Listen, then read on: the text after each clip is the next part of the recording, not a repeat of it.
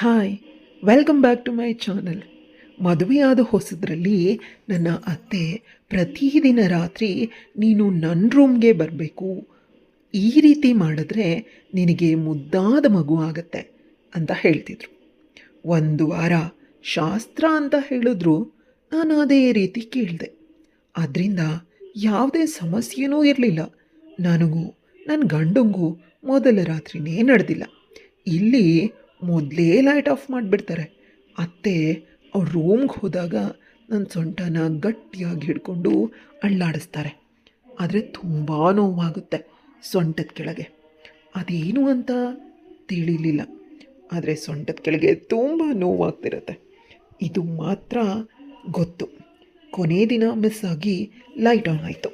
ಎದುರುಗಡೆ ಇದ್ದ ಮನುಷ್ಯ ನನ್ನ ಮಾವ. ಇಷ್ಟು ದಿನ ನನ್ನ ಮಾವ ಮುಟ್ತಿದ್ದಾರೆ, ತುಂಬ ನೋವಾಗುತ್ತೆ, ಮಾಡ್ತಿದ್ದಾರೆ ಅಂದರೆ ನನಗೆ ತಿಳಿದೇ ನನ್ನ ಬಳಸ್ಕೊಳ್ತಿದ್ದಾರೆ ಅಂತ ಭಯದಿಂದ ಕುಸಿದೆ. ಅಪ್ಪ ಅಮ್ಮನ ಮುದ್ದಿನ ಮಗಳು, ಬಡತನ, ಆಸ್ತಿ ಹೊಂದಿಕೊಳ್ಳುವಷ್ಟು ಇದ್ದರೂ ನನಗೆ ಅದು ಇಷ್ಟ ಆಗ್ತಿತ್ತು. ಅದಕ್ಕೆ ಕಾರಣ ನನ್ನಪ್ಪ ಅಮ್ಮ. ಅವ್ರು ಎಷ್ಟೊಂದು ಒಳ್ಳೆಯವರು, ನನ್ನನ್ನು ತುಂಬ ಪ್ರೀತಿಯಿಂದ ನೋಡ್ಕೊಳ್ತಿದ್ರು. ನಾನು ಏನೇ ಆಸೆ ಪಟ್ಟರು, ಏನೇ ಬೇಕಂತ ಹೇಳಿದ್ರು ಅವರು ಇಲ್ಲ ಅಂತ ಹೇಳ್ತಿರ್ಲಿಲ್ಲ. ನಾನು ತುಂಬ ಅದೃಷ್ಟ ಮಾಡಿದ್ದೀನಿ ಅಂತ ಪ್ರತಿ ಬಾರಿ ಅನ್ನಿಸ್ತಿತ್ತು. ಸುಂದರವಾದ ಬದುಕನ್ನು ಸಾಗಿಸ್ಕೊಂಡು ಹೋಗ್ತಾ ಇರೋ ನನಗೆ ಇದ್ದಕ್ಕಿದ್ದಂತೆ ಕಷ್ಟ ಶುರುವಾಗಿತ್ತು. ನನ್ನ ತಾತ ಸತ್ತು ಹೋದ್ಮೇಲೆ ಅಪ್ಪ ಸಂಪೂರ್ಣವಾಗಿ ಮನೆಯ ಜವಾಬ್ದಾರಿಯನ್ನು ಬಿಟ್ಬಿಟ್ರು. ಅವರು ಕೂಡ ಆರೋಗ್ಯದ ಮೇಲೆ ಹಾಸಿಗೆ ಹಿಡಿದ್ರು. ಅಮ್ಮ ನನ್ನನ್ನು ತುಂಬ ಪ್ರೀತಿಯಿಂದ ನೋಡ್ಕೊಳ್ತಿದ್ಲು. ಅವಳ ಪ್ರೀತಿ ಆಕಾಶಕ್ಕಿಂತ ತುಂಬ ಅಗಲವಾಗಿತ್ತು, ಭೂಮಿಗಿಂತ ಸಹನೆ ಜಾಸ್ತಿ. ಆದರೆ ದಿನಗಳು ಕಳೆದಂತೆ ಅಮ್ಮನ ಸ್ವಭಾವ ಬದಲಾಗ್ತಿದೆ. ಇಂದು ಮಾವ ಬಂದು ನನ್ನನ್ನು ಮತ್ತು ಅಮ್ಮನನ್ನು ಊರಿಗೆ ಕರ್ಕೊಂಡು ಹೋದರು. ಅಂದರೆ ಅಮ್ಮನ ಅಣ್ಣ ನನ್ನ ಅಪ್ಪನನ್ನು ಕರ್ಕೊಂಡು ಹೋಗಿಲ್ಲ. ಊರಿಗೆ ಅಮ್ಮ ಅಪ್ಪ ಅಂತ ಹೇಳಿದಾಗ ಅಪ್ಪ ಬೇಕಾದರೆ ಇಲ್ಲೇ ಇದ್ಬಿಡು, ನನ್ನ ಕೈಯಲ್ಲಿ ಆಗಿಲ್ಲ ಅಂದಾಗ ಗಲಾಟೆ ಮಾಡಿದ್ರು. ನನ್ನ ಅಪ್ಪನ ಜೊತೆ ಇರೋದಕ್ಕೆ ಒಪ್ಕೊಂಡೆ. ಕೊನೆಗೆ ಮಾವ ನಂಗೆ 2 ಬಿಟ್ಟು ಊರಿಗೆ ಕರ್ಕೊಂಡು ಹೋದರು. ನಾನು ಅಳ್ತಾನೆ ಹೋದೆ. ಹೋಗೋದ್ರೊಳಗೆ ನಾನು ನನ್ನ ಅತ್ತೆಯಂದ್ರಿಗೆ ಫೋನ್ ಮಾಡಿ ಅಪ್ಪನನ್ನು ನೋಡ್ಕೊಳ್ಳಿ, ಇಲ್ಲಿರೋ ಜಮೀನನ್ನು ಮತ್ತು ಆ ಮನೆಯನ್ನು ಕೂಡ ನೀವೇ ಇಟ್ಕೊಳ್ಳಿ, ನಮಗದರ ಅವಶ್ಯಕತೆ ಇಲ್ಲ. ಅಪ್ಪ ತುಂಬ ಒಳ್ಳೆಯವರು, ಆದರೆ ಅಮ್ಮ ತುಂಬ ಗಲಾಟೆ ಮಾಡಿ ನನ್ನನ್ನು ಕರ್ಕೊಂಡು ಹೋಗ್ತಿದ್ದಾಳೆ. ನಾನು ಇನ್ಯಾವತ್ತೂ ಕೂಡ ಈ ಊರಿಗೆ ಬರೋದಿಲ್ವೇನೋ ಅಂತ ಅಳ್ತಾ ವಾಯ್ಸ್ ಮೆಸೇಜ್ ಮಾಡಿ ಅತ್ತೆಯಂದ್ರಿಗೆ ಕಳಿಸಿದ್ದೆ. ಅಮ್ಮಂಗೆ ತಿಳಿದ ನಂತರ ಆ ಫೋನನ್ನು ಕೂಡ ಕಿತ್ತೆಸೆದ್ಬಿಟ್ಲು. ಇತ್ತೀಚೆಗೆ ಅಮ್ಮಂಗೆ ಅಪ್ಪ ಅಂದರೆ ತುಂಬ ಕೋಪ, ಸ್ವಲ್ಪ ಕೂಡ ಇಷ್ಟ ಆಗೋದಿಲ್ಲ. ಯಾವಾಗಲೂ ಜಗಳ ಮಾಡ್ತಿದ್ಲು. ಅದು ತಾರಕಕ್ಕೇರ್ತಿತ್ತು. ಯಾಕಂದರೆ ಅಪ್ಪ ತಮ್ಮ ಆಸ್ತಿನೆಲ್ಲ ಅವ್ರ ಅಕ್ಕ ತಂಗಿರಿಗೆ ಕೊಟ್ಬಿಟ್ಟಿದ್ದಾರೆ. ನಾವೀಗ ಬದುಕಬೇಕಾಗಿರೋದು ಅಪ್ಪ ಮಾಡಿರೋ ಅಲ್ಪ ಸ್ವಲ್ಪ ಸಂಪಾದನೆಯಿಂದ. ಅದು ಸಾಧ್ಯ ಇಲ್ಲ ಅಂತ ಅಮ್ಮ ಗಲಾಟೆ ಮಾಡ್ತಿದ್ದಾಳೆ. ಅಪ್ಪ ಕುಡಿತದ ದಾಸನಾದ. ನಂತರ ಆರೋಗ್ಯ ಹಾಳಾಯಿತು, ಅವನನ್ನು ಬಿಟ್ಬಿಟ್ಲು. ಇದನ್ನೆಲ್ಲ ಸಹಿಸ್ಕೊಳ್ಳೋದಕ್ಕೆ ಸಾಧ್ಯವಾಗದೆ ಮಗಳ ಭವಿಷ್ಯ ಹಾಳಾಗಬಾರ್ದು ಅನ್ನೋದು ಅಮ್ಮನ ಉದ್ದೇಶ. ಆದರೆ ನಾನು ಚಿಕ್ಕವಳು, ನಂಗದು ಅರ್ಥ ಆಗ್ತಿರ್ಲಿಲ್ವೇನೋ, ತುಂಬ ದ್ವೇಷ ಮಾಡ್ತಿದ್ದೆ. ನಾನು ಅಮ್ಮ ಮತ್ತು ಮಾವನನ್ನು ಇಂದು ಚೆನ್ನಾಗಿ ನಿದ್ರೆ ಮಾಡಿದೆ. ಇವತ್ತು ರಾತ್ರಿ ಮಧ್ಯರಾತ್ರಿ ಎಚ್ಚರ ಆದಾಗ ಅಳ್ತಾ ಇದ್ದೆ. ಅಪ್ಪನ ಹೆಸರು ಹೇಳಿದ್ರೆ ಮಾವನ ಮನೆಯಲ್ಲಿ ತುಂಬ ಗಲಾಟೆ ಮಾಡ್ತಿದ್ರು. ಹೇಗೋ ಜೀವನ ನಡೀತಿತ್ತು.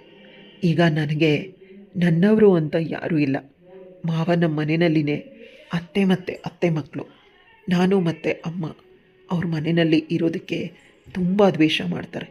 ಅಮ್ಮ ಅರ್ಥ ಮಾಡ್ಕೊಳ್ಳೋದೇ ಇಲ್ಲ. ಸ್ಕೂಲಿಂದ ಈಗ ನಾನು ಕಾಲೇಜಿಗೆ ಸೇರಿಕೊಂಡೆ. ಆದರೆ 10th ಒಳ್ಳೆ ಅಂಕ ಬಂದು ಪಾಸಾದೆ. ಫ್ರೀ ಅಡ್ಮಿಷನ್ನೂ ಸಿಕ್ತು. ಬಡ ಮಕ್ಕಳಿಗೆ ಫ್ರೀ ಸೀಟಂತೆ, ದೊಡ್ಡ ಕಾಲೇಜು. ಅಮ್ಮ ಖುಷಿಪಟ್ಲು. ನನ್ನ ಮಗಳಿಗೆ ಒಂದು ಒಳ್ಳೆ ಭವಿಷ್ಯ ಸಿಗುತ್ತೆ ಅಂತ. ಅಪ್ಪನ ಆರೋಗ್ಯ ಈಗ ಸುಧಾರಿಸಿದೆ. ಅಪ್ಪ ಇನ್ನೊಂದು ಮದುವೆ ಆಗಿದ್ದಾರೆ, ಅವ್ರಿಗೊಂದು ಗಂಡು ಮಗು ಆಗಿದೆ ಅನ್ನೋ ವಿಷಯ ಕೇಳಿ ಅಮ್ಮ ರಾತ್ರಿಯೆಲ್ಲ ಬಾಯಿಗೆ ಬಟ್ಟೆ ಇಟ್ಕೊಂಡು ಅಳ್ತಿದ್ಲು. ನಾನು ಬಿಟ್ಟು ಬಂದು ತಪ್ಪು ಮಾಡಿದೆ, ಅಣ್ಣನ ಮಾತನ್ನು ಕೇಳ್ಕೊಂಡು ಬಂದೆ. ಆದರೆ ಇಲ್ಲಿ ಅಣ್ಣ ನಮ್ಮನ್ನು ಚೆನ್ನಾಗಿ ನೋಡ್ಕೊಳ್ತಾನೇ ಇಲ್ಲ ಅಂತ ಅಮ್ಮ ಅಳ್ತಿದ್ಲು. ಆದರೆ ಸಮಯ ಮಿಂಚು ಹೋಗಿತ್ತು. ಈಗ ಅಮ್ಮನ ಆಧಾರ ನಾನು ಒಬ್ಬಳೇ ಆಗಿದ್ದೆ. ಅಮ್ಮ ನನ್ನನ್ನು ನೋಡ್ಕೊಳ್ಬೇಕು, ನಾನು ಅಮ್ಮನನ್ನು ನೋಡ್ಕೊಳ್ಬೇಕು ಅಷ್ಟೇ.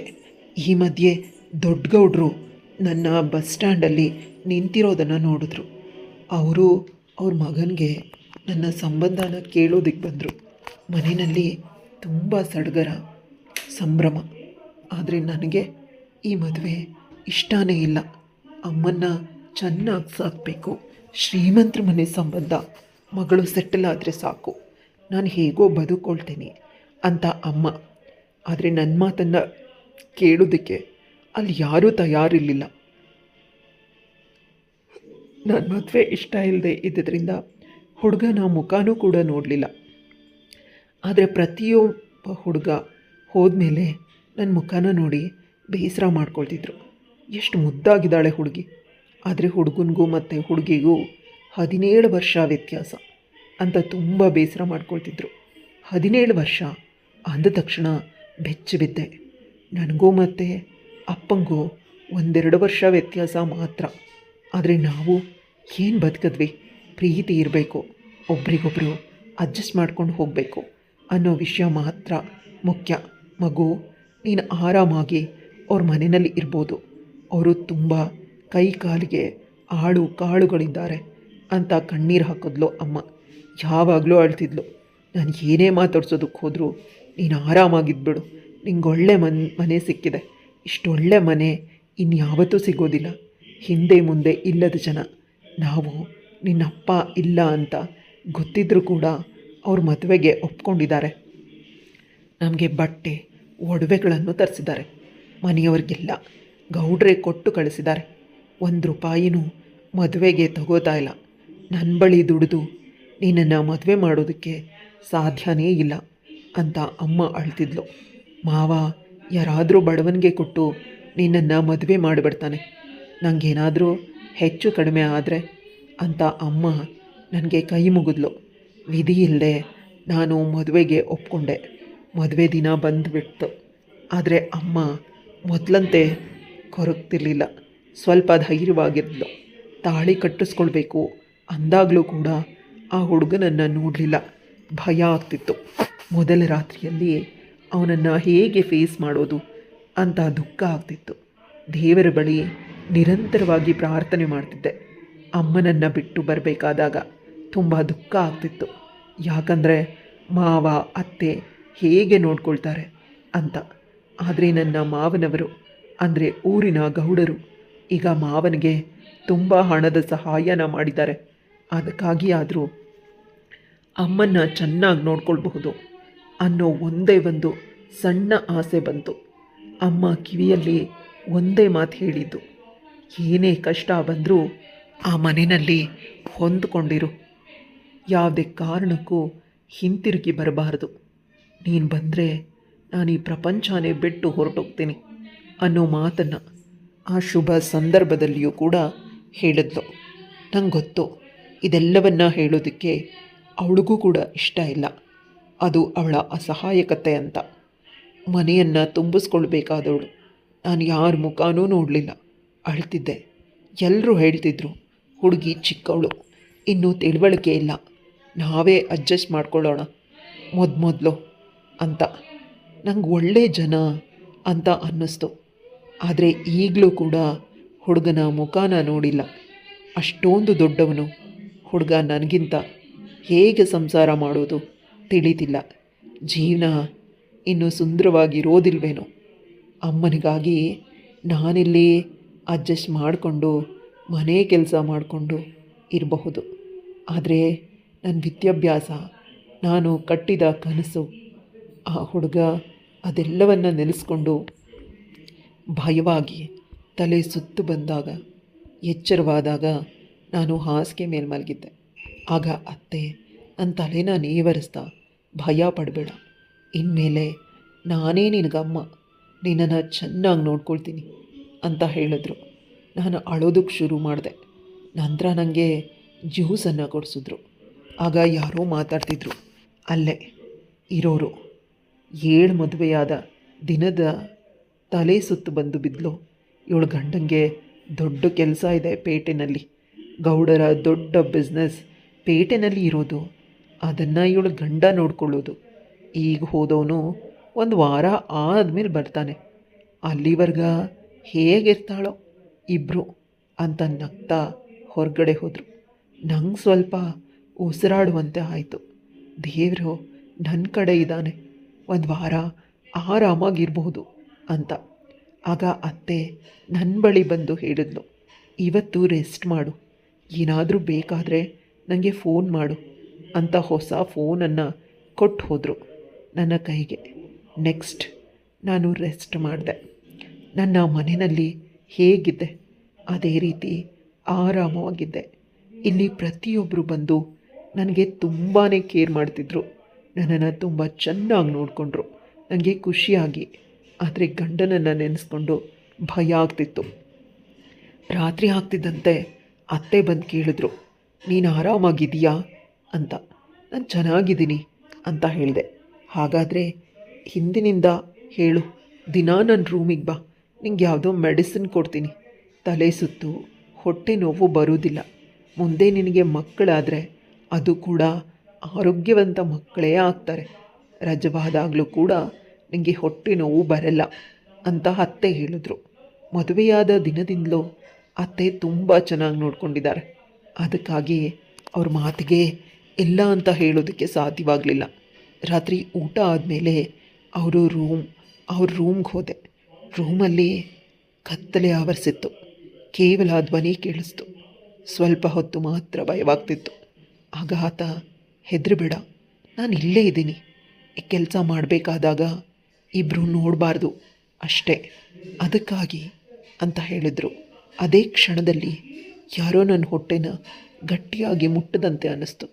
ಅದು ಕೆಳ ಹೊಟ್ಟೆಯನ್ನು. ತುಂಬ ನೋವಾಯಿತು. ಪ್ರಜ್ಞೆ ತಪ್ಪಿದೆ. ಎಚ್ಚರವಾದಾಗ ನನ್ನ ರೂಮಲ್ಲಿ ಮಲಗಿದ್ದೆ. ಹೊಟ್ಟೆಯೆಲ್ಲ ನೋವಾಗ್ತಿತ್ತು. ಏನು ನನ್ನ ದೇಹದಲ್ಲಿ ಹೊಸ ಬದಲಾವಣೆ ಅಂತ ಅನ್ನಿಸ್ತಿತ್ತು. ದಿನಗಳು ಕಳೆದಂತೆ ಈ ಮನೆಯಲ್ಲಿ ಸಹಜವೇನೋ ಇದೆಲ್ಲ ಅಂತ ಅಂದ್ಕೊಂಡೆ. ಮರುದಿನಾನೂ ಹೋದೆ. ಆಗಲೂ ಕೂಡ ಯಾರೋ ನನ್ನ ಕೆಲವು ಗಟ್ಟಿಯಾಗಿ ಮುಟ್ಟದಂತೆ ಆಯಿತು. ತುಂಬ ನೋವಾದಾಗ, ಎಚ್ಚರವಾದಾಗ ನನ್ನ ರೂಮಲ್ಲಿ ನನ್ನ ಹಾಸಿಗೆನಲ್ಲೇ ಇರ್ತಿದ್ದೆ. ಇದು ಹೇಗೆ ಸಾಧ್ಯ? ಪ್ರತಿದಿನಾನೂ ನನ್ನ ದೇಹದಲ್ಲಿ ಹೊಸ ಬದಲಾವಣೆ ಆಗ್ತಿದೆ ಅಂತ ಅನ್ನಿಸ್ತಿತ್ತು. ಅತ್ತೆ ಬಳಿ ಕೇಳಿದಾಗ ಆ ಮಾತಿಗೆ ಅವ್ರು ಸರಿಯಾದ ಉತ್ತರನೇ ಕೊಡಲಿಲ್ಲ. ನಿಜವಾಗ್ಲೂ ತುಂಬ ಬೇಸರ ಆಯಿತು. ಅವ್ರ ಮಾತನ್ನು ಬದಲಾಯಿಸಿದಾಗ ಅರ್ಥ ಆಯಿತು ಏನು ನಡೀತಿದೆ ಮಸ್ಲತ್ತು ಅಂತ. ಇವತ್ತು ನನ್ನ ಹೊಟ್ಟೆನ ಯಾರಾದರೂ ಮುಟ್ಟಿದಾಗ ನಾನು ಏನು ಮಾಡಬೇಕು ಅದನ್ನು ಯೋಚಿಸಿ ರೂಮಿನ ಒಳಗಡೆ ಕಾಲಿಟ್ಟೆ. ಇವತ್ತು ನಿಜವಾಗ್ಲೂ ಭಯ ಆಗ್ತಿತ್ತು. ಪ್ರತಿದಿನ ಅವರು ಹೇಳ್ದಾಗ ಕೇಳ್ತಿದ್ದೆ, ಅಷ್ಟು ರಿಸ್ಕ್ ಇರಲಿಲ್ಲ. ಇವತ್ತು ನಾನು ಹೊಸ ರಿಸ್ಕನ್ನು ತಗೊಳ್ತಾ ಇದ್ದೀನಿ. ಅಮ್ಮ ಮೊದಲು ಹೇಳಿದ್ರು, ಬ್ಲೈಂಡಾಗಿ ಕೇಳು ಅಂತ ಹೇಳ್ತಿದ್ಲು. ಇಂದು ಮಧ್ಯಾಹ್ನ ಫೋನ್ ಮಾಡಿ ಅಳ್ತಿದ್ಲು, ನಿಂಗಲ್ಲಿ ಅದೃಷ್ಟ ಆದರೂ ಇರು, ಅಕಸ್ಮಾತ್ ಅಡ್ಜಸ್ಟ್ ಆಗಲಿಲ್ಲ ಅಂತಂದರೆ ಬಂದುಬಿಡು. ನನ್ನಮ್ಮ ನಂಗೆ ಕಷ್ಟ ಕೊಟ್ಟವಳು ಅಂತ ನಿನ್ನ ಗೆಳತಿಗೆ ಹೇಳ್ತಿದ್ಯಾ, ನನಗೆ ದುಃಖ ಆಯಿತು ಅಂತ ನೆನಪಾಗಿ ಸ್ವಲ್ಪ ಧೈರ್ಯ ಬಂತು. ಎಲ್ಲ ಸರಿ ಇದ್ದರೆ ಇರ್ತೀನಿ, ಇಲ್ಲ ಅಂದರೆ ಇರೋದಿಲ್ಲ ಅಂತ ಅಂದ್ಕೊಂಡೆ. ಕಷ್ಟಪಟ್ಟು ಎಲ್ಲನೂ ಅಡ್ಜಸ್ಟ್ ಮಾಡ್ಕೊಂಡಿರೋ ಅವಶ್ಯಕತೆ ಇಲ್ಲ. ನಾನು ಸ್ಟೂಡೆಂಟ್, ಚೆನ್ನಾಗಿ ಓದ್ತೀನಿ ಅನ್ನೋ ಅರಿವು ನನಗಿತ್ತು. ಆದರೂ ಕೂಡ ಭಯ. ಅತ್ತೆ ಏನೋ ಮಾತಾಡ್ತಿದ್ರು. ನಂತರ ನಿಶಬ್ದವಾಗೋಯ್ತು. ವಾತಾವರಣ ಸಂಪೂರ್ಣವಾದ ಕತ್ತಲೆ. ಯಾರೋ ನನ್ನ ಕೆಲ ಹೊಟ್ಟೆಯನ್ನು ಮುಟ್ಟಿದ್ರು. ನಂಗೆ ತುಂಬ ನೋವಾಗ್ತಿದೆ ಎಂದಿನಂತೆ. ಆಗ ಅಲ್ಲೇ ಇದ್ದ ಲೈಟನ್ನು ಆನ್ ಮಾಡಿಬಿಟ್ಟೆ. ಅದು ಬೇರೆ ಯಾರೂ ಅಲ್ಲ, ನನ್ನ ಗಂಡನ ಅಪ್ಪ, ಅಂದರೆ ನನ್ನ ಮಾವ. ಅವ್ರು ನನ್ನ ಸೊಂಟನ ಮುಟ್ತಿದ್ದಾರೆ. ನನ್ನನ್ನು ಗಟ್ಟಿಯಾಗಿ ತಪ್ಕೊಂಡಿದ್ದಾರೆ. ಇದೆಲ್ಲವನ್ನ ನೋಡಿ ಭಯ ಆಗಿ ಜೋರಾಗಿ ಕಿರ್ಚ್ಕೊಂಡೆ. ನಂತರ ಆಗ ಮನೆಯವರೆಲ್ಲ ಓಡಿ ಬಂದರು. ಅತ್ತೆ ಬಳಿ ಓಡಿ ಹೋಗಿ ಅತ್ತೆ ಅತ್ತೆ ಮಾವ ಅಂತ ಹೇಳ್ತಾ ಇದ್ದೀನಿ. ಆಗ ಮಾವ ಹೊರಗಿನಿಂದ ಬಂದರು. ನನ್ನ ಬಳಿ ಇದ್ದ ಮನುಷ್ಯನನ್ನು ನೋಡಿದೆ. ಅವನು ಕೂಡ ಸೇಮ್ ಟು ಸೇಮ್ ಮಾವನ ಥರಾನೇ ಇದ್ದಾನೆ. ಮಾವಂಗೆ ಜಾಸ್ತಿ ವೈಟ್ ಹೇರ್ ಇದೆ, ಇವನಿಗೆ ಅಷ್ಟೊಂದಿಲ್ಲ. ಅಂದರೆ ಇವನು ನನ್ನ ಗಂಡ. ಇವನನ್ನು ನಾನು ನೋಡೇ ಇರಲಿಲ್ಲ, ಹಿಂದೆ ನೋಡಿದ್ದು. ನಿಜವಾಗ್ಲೂ ಈಗ ಭಯ ಆಯಿತು. ಸಂಪೂರ್ಣವಾಗಿ ಎಡವಟ್ಟಾಗಿ ಹೋಗ್ಬಿಟ್ಟಿದೆ ಅಂತ ಅಂದ್ಕೊಂಡೆ. ನನ್ನ ಗಂಡ ಇವನೇ. ಇವನ ಮುಖನ ನಾನು ನೋಡೇ ಇಲ್ಲ. ಪ್ರತಿದಿನ ರಾತ್ರಿ ಲೈಟ್ ಆಫ್ ಆದಾಗ ನನ್ನ ದೇಹಕ್ಕೆ ಕೈ ಹಾಕ್ತಾ ಇದ್ದ, ಪ್ರೀತಿ ಮಾಡ್ತಾ ಇದ್ದ. ನಂತರ ಪ್ರಜ್ಞೆ ತಪ್ತಿದ್ದೆ. ಎಚ್ಚರ ಆದಾಗ ಮೈಯಲ್ಲಿ ಹೊಸ ಬದಲಾವಣೆ. ಆಗ ನಿಜವಾಗ್ಲೂ ಭಯ ಆಗಿ ನಾನು ರೂಮ್ಗೆ ಓಡಿ ಹೋಗಿ ಅಳ್ತಾ ಇದ್ದೆ. ಎಂದಾದರೂ ನನ್ನ ಗಂಡನ ಜೊತೆ ಕೆಟ್ಟ ಕೆಲಸ ಮಾಡಿರಬಹುದು, ನನ್ನ ಗಂಡ ನನಗೆ ಪ್ರಜ್ಞೆ ಇಲ್ಲದೆ ಇದ್ದಾಗ ಅನ್ನೋದನ್ನು ನೆನೆಸ್ಕೊಂಡು ಅಳ್ತಾ ಇದ್ದೆ. ಆಗ ನನ್ನ ಅತ್ತೆ ಬಂದು ಸಮಾಧಾನ ಮಾಡಿದ್ಲು. ಅತ್ತೆ, ನಿಮ್ಮನ್ನು ನಂಬಿ ನಾನು ನಿನ್ನ ರೂಮಿಗೆ ಬರ್ತಿದ್ದೆ, ಆದರೆ ನಿಮ್ಮ ಮಗನ ಕೈಯಲ್ಲಿ ನಂಗೆ ತಿಳಿದೆ ಅಂತ ಅಂದಾಗ ನನ್ನ ಗಂಡ ಬಂದು ಹೇಳ್ದ, ಇದೆಲ್ಲ ಅಮ್ಮನ ಪ್ಲಾನ್ ಅಲ್ಲ, ನಂದು. ಅಮ್ಮನನ್ನು ಭಯ ಬೇಡ ಅಂತ ಹೇಳಿದಾಗ ಅತ್ತೆ ಅಲ್ಲಿಂದ ಹೊರಟೋದ್ರು. ನಿಜವಾಗ್ಲೂ ಈಗ ಭಯ ಆಯಿತು. ನಾನು ತಲೆ ಬಗ್ಗಿಸ್ಕೊಂಡು ಅಳ್ತಾ ಇದ್ದೆ. ಅವನು ನಾನು ಕೂತಿದ್ದ ಹಾಸಿಗೆ ಕೆಳಗಡೆ ಕೂತ್ಕೊಂಡು ನನ್ನ ಕೈಯನ್ನು ಹಿಡಿಯೋದಕ್ಕೆ ಬಂದಾಗ ನಾನು ಅವನನ್ನು ದೂರ ತಳ್ಳಿದೆ. ನಂತರ ನನ್ನ ಕಾಲನ್ನು ಹಿಡ್ಕೊಂಡು, ದಯವಿಟ್ಟು ನನ್ನನ್ನು ಕ್ಷಮಿಸು, ನಿನ್ನನ್ನು ಕೇಳಿ ಮಾಡೋಣ ಅಂತ ಅಂದರೆ ನೀನು ಒಪ್ಪೋದಿಲ್ಲ. ವಿದ್ಯಾವಂತ ಅಂತ ಗೊತ್ತು, ಆದರೆ ನನ್ನ ಬಳಿ ಆಪ್ಷನ್ ಇರಲಿಲ್ಲ. ಮದುವೆಗಿಂತ ನೀನು ಒಂದೆರಡು ಬಾರಿ ತಲೆ ಸುತ್ತು ಬಂದು ಬಿದ್ದಿದ್ದೆ ಅಂತೆ. ಅದು ತುಂಬ ಇನ್ಫೆಕ್ಷನ್ ಆಗಿದೆ ಅಂತ ತಿಳಿತು. ಅದಕ್ಕೆ ಆಯುರ್ವೇದಿಕ್ ಟ್ರೀಟ್ಮೆಂಟ್, ಆ ರೀತಿ ಲೇಪನ ಹಾಕಿದ್ದಾರೆ, ನೀನು ಬೇಗ ಹುಷಾರಾಗ್ತೀಯ ಅಂತ ವೈದ್ಯರು ಹೇಳಿದ್ದಾರೆ. ಅಮ್ಮಂಗದು ಹಾಕೋದಕ್ಕೆ ಬರೋದಿಲ್ಲ. ನನಗೆ ನನ್ನನ್ನು ಕಂಡ್ರೆ ಇಷ್ಟನೇ ಇಲ್ಲ, ಜಾಸ್ತಿ ಅಂತ ಗೊತ್ತು, ಆದರೆ ನನಗೆ ನೀನು ಆರೋಗ್ಯ ಬೇಕಾಗಿತ್ತು. ಆಗ ನಾನು ಕೋಪದಿಂದ ಹೇಳಿದೆ, ನನಗೆ ಯಾವುದೇ ಸಮಸ್ಯೆ ಇಲ್ಲ, ನಾನು ತುಂಬ ಚೆನ್ನಾಗೇ ಇದ್ದೀನಿ ಅಂತ. ಅಷ್ಟರಲ್ಲಿ ನನ್ನ ರಿಪೋರ್ಟನ್ನು ಫೋನಲ್ಲೇ ನನ್ನ ಗಂಡ ತೋರಿಸ್ದ. ರಿಪೋರ್ಟ್ ನೋಡಿ ಬೆಚ್ಚಿ ಬಿದ್ದೆ. ನಿಜವಾಗ್ಲೂ ನನ್ನ ಹೆಸರಿದೆ. ಅಮ್ಮಂಗೆ ಕಾಲ್ ಮಾಡಿಕೊಟ್ಟ. ಆಗ ನನ್ನಮ್ಮ, ಹೌದು, ಆ ಸಮಸ್ಯೆ ಇರೋದಕ್ಕೇ ನಾನು ಬೇಗ ಮದುವೆ ಮಾಡಿದ್ದು. ಅದಕ್ಕಿಂತ ಹೆಚ್ಚಾಗಿ ನಿನ್ನ ಟ್ರೀಟ್ಮೆಂಟ್ಗೆ ನಿನ್ನ ಮಾವ ದುಡ್ಡು ಕೊಡೋದಿಲ್ಲ. ಅವಳು ಹೋದರೆ ಹೋಗಲಿ ಬಿಡು, ಪೀಡೆ ತೊಲಗ್ತು ಅಂತ ಅಂದ್ಕೊಳ್ತಾನೆ ಅಂತ ಹೇಳಿದ್ರು. ಆ ಭಯಕ್ಕೆ ನಾನು ನಿಂಗೆ ಮದುವೆ ಮಾಡಿದ್ದು. ಅಳಿಯಂದರು ತುಂಬ ಒಳ್ಳೆಯವರು. ನನಗೆ ಪ್ರಾಮಿಸ್ ಮಾಡಿದರು, ನಿನ್ನನ್ನು ತುಂಬ ಚೆನ್ನಾಗಿ ನೋಡ್ಕೊಳ್ತೀನಿ ಅಂತ. ಆ ಮಾತನ್ನು ಕೇಳಿಸ್ಕೊಂಡು ನಾನು ಅಳೋದಕ್ಕೆ ಶುರು ಮಾಡಿದೆ.